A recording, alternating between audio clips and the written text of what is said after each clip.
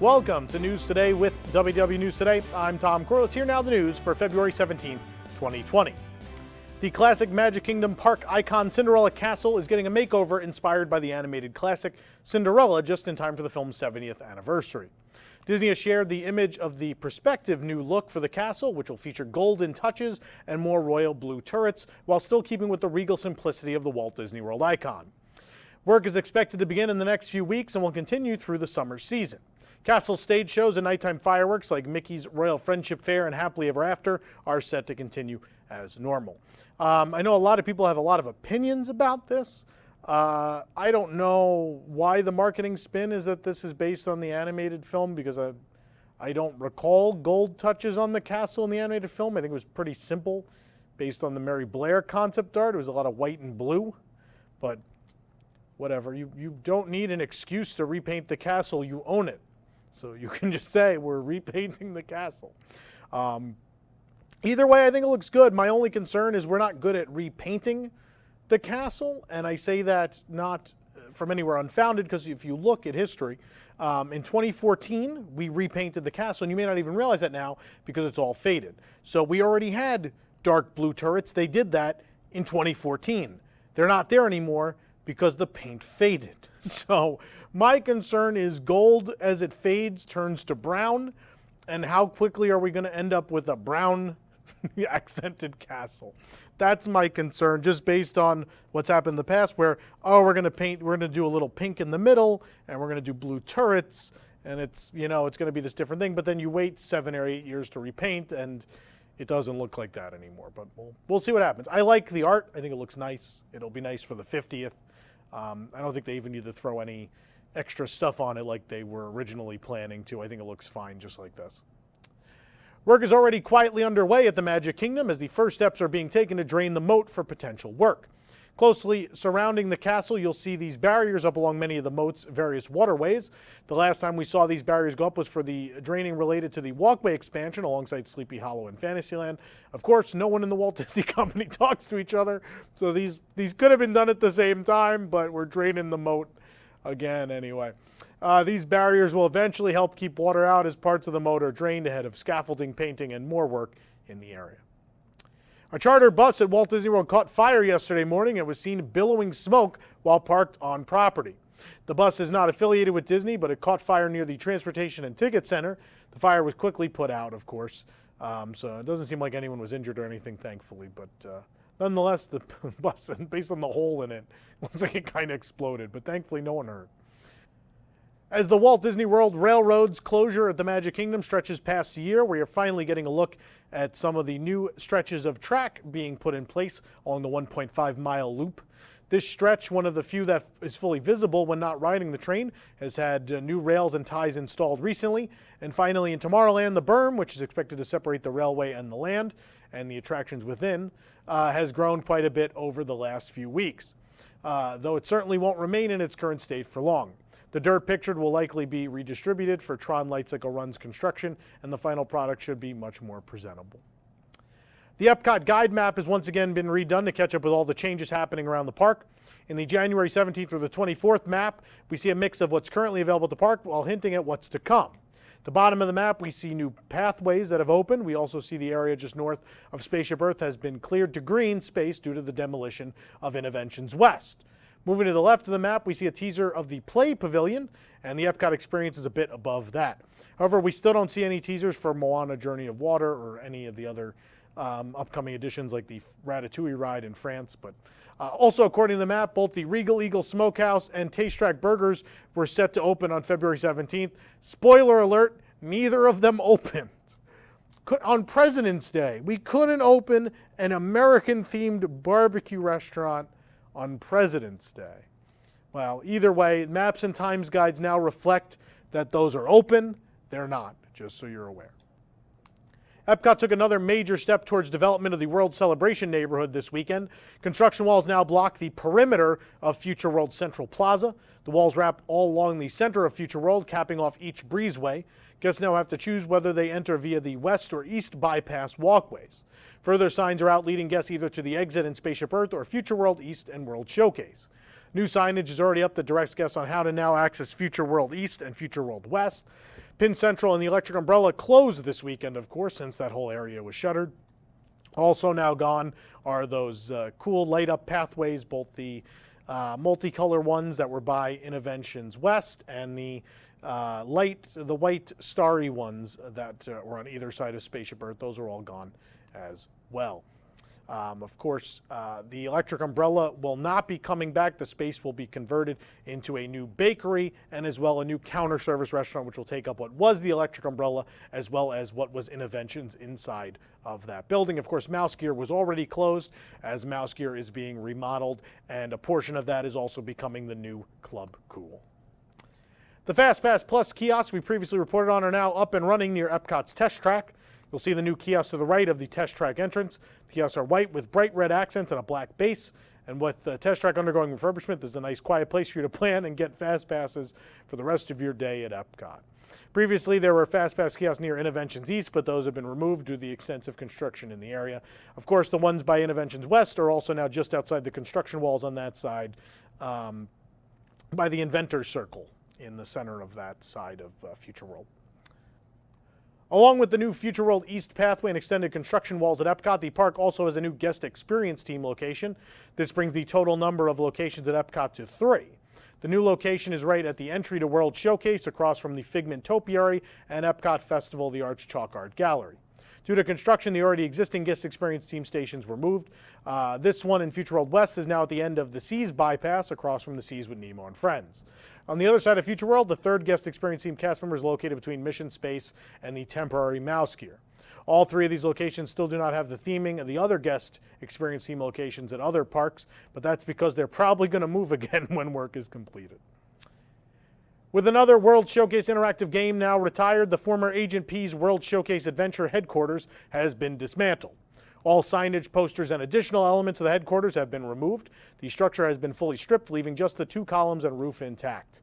With Agent P gone, it's time for Huey, Dewey, Webby, and Louie to take over as part of the new Disney's DuckTales World Showcase Adventure, debuting at some point in the future.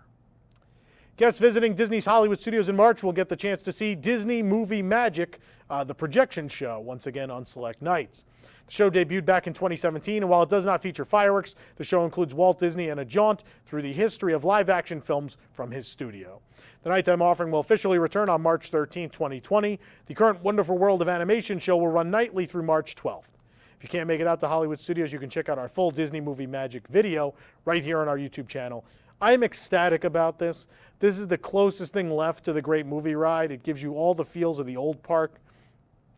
Even though it only touches upon Disney-produced live-action films, it's one of the better projection things they've made in the last couple of years. This and the Tree of Life Awakening seem head and shoulders above all the other projection-only things they've even tried. So I'm very happy about this. Not that World of Animation was terrible. I didn't care for it, really, but Movie Magic feels really great. It just touches upon some obscure stuff, but then gives you everything you want out of the more mainstream things like Indiana Jones. It's just really fun, a really fun, enjoyable show.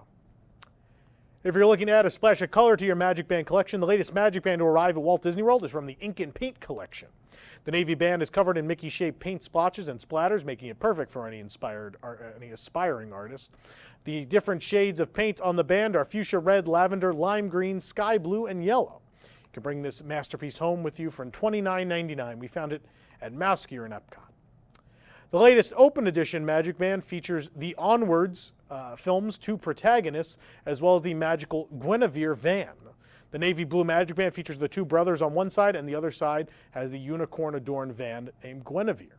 On top of the van are the words, "Let the Quest Begin." Found the Magic Band at the new Onward merchandise display inside the Emporium at the Magic Kingdom. It retails for $24.99. The private VIP tour services is a fully customizable tour guide service you can purchase in addition to park admission at Walt Disney World. You've seen these VIP tour guides in plaid and blue escorting groups throughout the parks. The exclusive services they offer come with a cost, and the hourly rate can now reach as high as $750 an hour, with the lowest rate sitting at $425 an hour. Previously, the highest rate for a private VIP tour was $625 an hour. The time of year you visit Walt Disney World will determine the hourly rate. Also, you'll be committed to using the tour guide for at least 7 continuous hours. Yeah, 7. The Under Armour location at Disney Springs is still closed after the harrowing events that took place last Monday at another Under Armour location just miles away at the Orlando International Premium Outlets Mall. Not even many miles away, that's pretty close, where of course a man shot and killed a store manager. Under Armour has closed all 8 of its locations across Central Florida, Disney Springs included. Printed and laminated signage is posted against the store's closed doors. Officials with the company have not said when the store will reopen. Of course, our thoughts and prayers with those affected. And from what we understand, Under Armour is going above and beyond to take care of employees at all those locations, offering grief counseling and such. A recent listing on the Disney Auditions website shows the characters being recruited for the upcoming Avengers Campus Rooftop Stunt Show at Disney California Adventure. Disney is recruiting performers to play Black Widow, Black Panther. Other characters without black in their name include Captain America, Spider-Man, and an undisclosed villain. I guess they could have black in their name. Performers will participate in high-intensity stunts like stage and weapon combat for the upcoming live-action show. From the listing, quote, these stunt professionals will use unrivaled experience and athletic skill to amaze and astound our guests every day through high-intensity stunts such as stage combat, weapon combat, tumbling, and more. You can find more information at wdwnt.com if you want to learn about the audition process. Tatooine is the latest planet from the Star Wars saga to get the Spirit jersey treatment, joining Hoth, which we found last month. The yellow and orange jersey features a silhouette of Luke Skywalker on Uncle Owen and Aunt Beru's moisture farm as he looks out to the twin suns, a pose Mark Hamill made famous in Star Wars Episode 4, A New Hope. The back features the same artwork with Tatooine written across the top. And if the Hoth Spirit jersey was for fans of The Empire Strikes Back, this one is perfect if you love A New Hope. Look it up, kids. I'm joking. Everyone knows Star Wars, right? Spirit jersey retails for $69.99 and can be found at World of Disney. There's some kids going, why isn't Ray on this Spirit jersey? In downtown Disney on Saturday, a bright red food truck pulled up to promote the popular ABC sitcom The Connors. Advertising food, photos, and fun, the Lanford Lunchbox pulled into downtown Disney for a day as a promotional event for the ABC sitcom The Connors.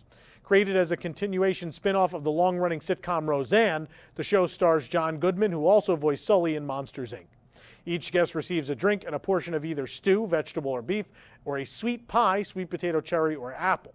A fun seating area has also been set up for guests to enjoy their food in the sun, and along with the food, a pop-up set and other photo opportunities have been constructed to allow for fun photo shoots for fans. Say that 8 times fast. Fans of the show will recognize the Lanford Lunchbox as the name of the diner opened up by Roseanne and Jackie in Roseanne. Catch the Lanford Lunchbox, it's all a tongue twister, in downtown Disney for a limited time.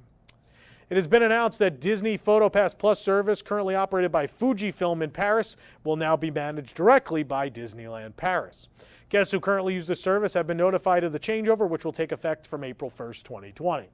As the handover takes place, users have been asked to authorize the transfer of existing photos and data by March 31st. As stated by the DLP report, this could be an indication of plans to link the photo service to the existing Disneyland Paris mobile app, similar to the way the Walt Disney World PhotoPass links the resort's My Disney Experience app. According to Le Parisien, an amendment to the agreement between the French government and Disney has allowed Disneyland Paris to take until 2036 to build a third theme park in their location. This extends Disney's previous deadline to build a new theme park by 10 years. In order for the amendment to be valid, Euro Disney must achieve an average of 22 million visitors per year by March 2036. Disneyland Paris currently averages 15 million visitors annually. The new amendment also allows for another extension to be made if this threshold is not met. However, if a new park is not built and the deadline is not extended, the French government has the right to market Disney's unused land. They would not like that. For more information on these stories and more, head on over to wdwnt.com. If you're enjoying the show, be sure to like this video, subscribe to WDW News Today on YouTube for more great content, and click the bell for notifications. Of course, make sure to hit select all notifications so you never miss an episode of News Today with WDW News Today. If you don't click that, then you're never going to know when we put out a show. You want to know. For the worldwide leader in Disney Parks news, this is Tom Corliss saying enjoy the rest of your today and have a great, big, beautiful tomorrow.